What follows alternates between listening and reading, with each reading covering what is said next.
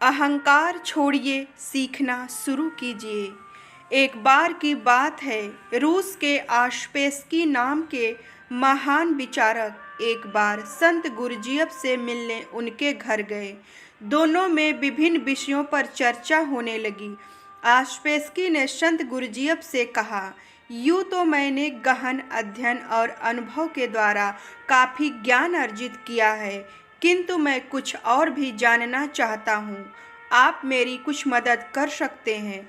Gurdjieff को मालूम था कि आशपेसकी अपने विषय के प्रकांड विद्वान हैं, जिसका उन्हें थोड़ा घमंड भी है। अतः सीधी बात करने से कोई काम नहीं बनेगा। इसलिए उन्होंने कुछ देर सोचने के बाद एक कोरा कागज उठाया और उसे आशपेसकी की ओर बढ़ाते हुए बोले, यह अच्छी बात है कि तुम कुछ सीखना चाहते हो, लेकिन मैं कैसे समझूं कि तुमने अब तक क्या क्या सीख लिया है और क्या क्या नहीं सीखा है। अतः तुम ऐसा करो कि जो भी जानते हो, जो नहीं जानते, उन दोनों के बारे में इस कागज पर लिख दो। जो तुम पहले से ही जानते हो उसके बारे में तो चर्चा करना व्यर्थ है, जो तुम नहीं जानते उस पर चर्चा करना ठीक रहेगा। बात एकदम सरल थी, लेकिन आशपेसकी के लिए कुछ मुश्किल था। उनका ज्ञानी होने का अभिमान धूल धूसरित हो गया। आशपेसकी आत्मा और परमात्मा जैसे विषय के बारे में तो बहुत जानते थे, लेकिन तत्व स्वरूप और भेद अभेद के बारे में उन्होंने सोचा तक नहीं था।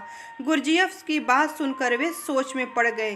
काफ़ी देर सोचने के बाद जब उन्हें कुछ समझ में नहीं आया, तो उन्होंने वह कोरा कागज ज्यों का त्यों गुरुजीएफ को थमा दिया और बोले, श्रीमान, मैं तो कुछ भी नहीं जानता। आज आपने मेरी आंखें खोल दी।